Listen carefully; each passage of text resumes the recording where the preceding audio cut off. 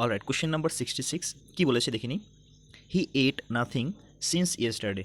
তো এখানে দেখো যে সিন্স ইয়েস্টারডে দেওয়া রয়েছে, এরকম কি হতে পারে? অবশ্যই হতে পারে।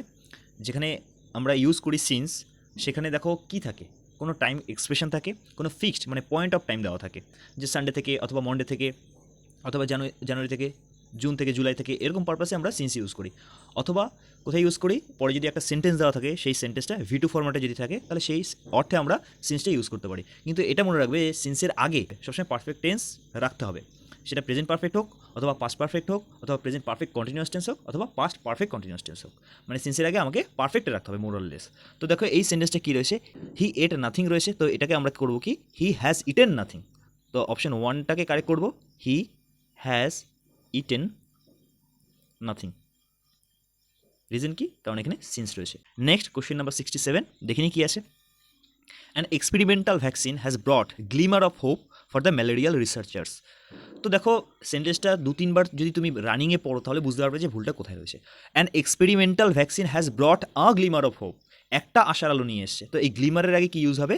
এ, মানে একটা আর্টিকেল ইউজ হবে, দ্যাট ইজ এ। তাহলে কী হবে final answer? An experimental vaccine has brought a glimmer of hope for the malarial researchers. Okay, next. Question number 68. দেখে নাও। After making me wait for 2 agonizing hours, the great man called me in and asked me what do I want. তো ভালো করে দেখো, এরকম question আগে বহুবার হয়েছে। After making me wait for 2 agonizing hours, তো এখানে কোনো ভুল নেই। The great man called me in, the great man called me in মানে আমাকে ভেতরে ডেকে পাঠালো। অ্যান্ড আস্কড, আর আমাকে জিজ্ঞাসা করলো, asked me what do I want রয়েছে। দেখো লাস্টে কোশ্চেন মার্ক নেই কিন্তু, এই জন্য WH ওয়ার্ডের পর আমরা ইমিডিয়েটলি আফটার ভার্বটা দিতে পারবো না। তো আমাকে ইউজ করতে হবে কি, হোয়াট আই ওয়ান্টেড, তাই তো। আর যেহেতু আস্কড রয়েছে, তাই এটাকে আমাকে পাস্টেই রাখতে হবে। তাই হোয়াট ডু আই ওয়ান্টের বদলে রাখতে হবে হোয়াট আই ওয়ান্টেড। টোটালটার বদলে কী করবো, হোয়াট আই ওয়ান্টেড করবো, wanted.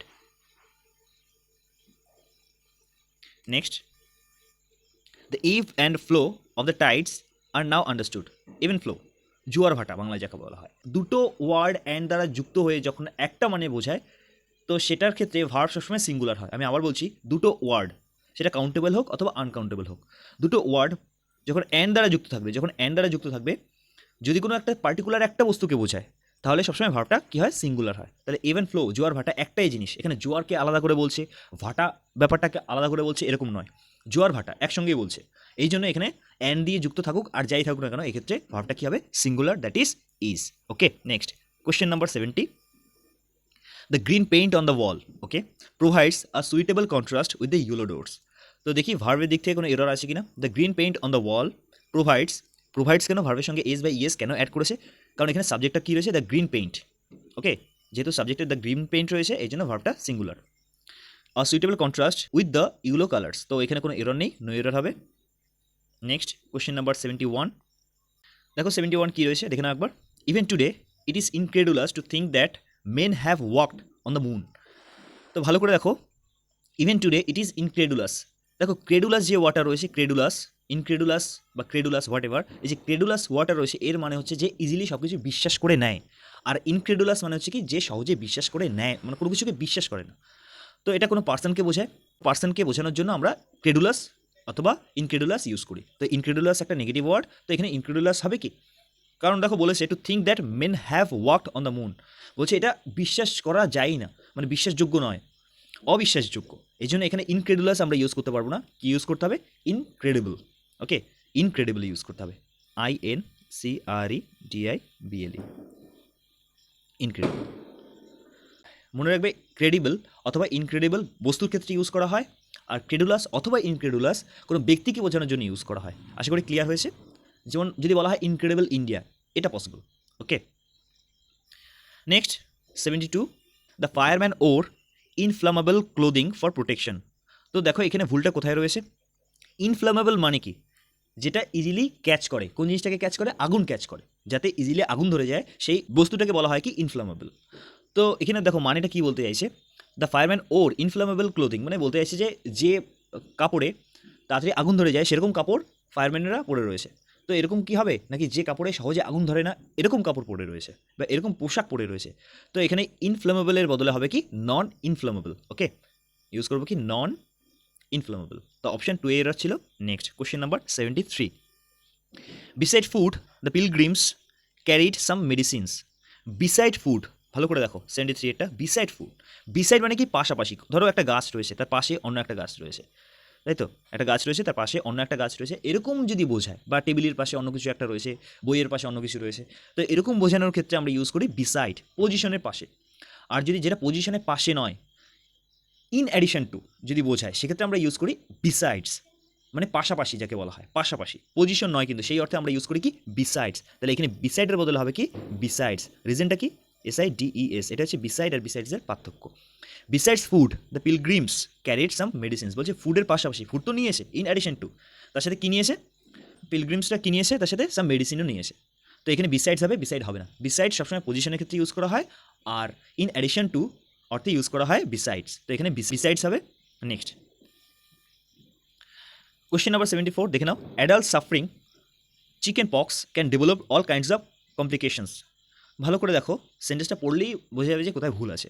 Adult suffering from chicken pox হবে, সাফারিংয়ের পর ফিক্সড প্রিপোজিশন কী বসে, ফ্রম। ছোটোবেলা থেকে আমরা এটা পড়েছি। তো adult suffering from chicken pox can develop all kinds of complications. Okay, প্রিপোজিশনে এরা ছিল অপশন 1-এ। নেক্সট, অলরাইট, কোশ্চেন নাম্বার 75 দেখে নিই। The well known pianist had to practise for several hours a day even after he rose to ফেম।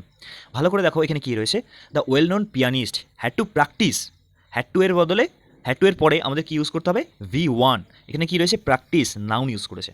দেখো practice আর practice এর মধ্যে পার্থক্য দেখে নাও, PRACTICE, প্র্যাকটিস এটা হচ্ছে নাউন, এর মানে হচ্ছে কি অনুশীলনী। আর প্র্যাকটিস PRACTIAC, প্র্যাকটিস এর মানে হচ্ছে অনুশীলন করা। তাহলে টু এর পরে কী হয়, সাধারণত ভার্ব হয়, হ্যাড টু প্র্যাকটিস, তো এটা ভার্ব হবে, নাউন হবে না। তো এখানে কী হবে, প্র্যাকটিস হবে, সি এর বদলে এস হবে।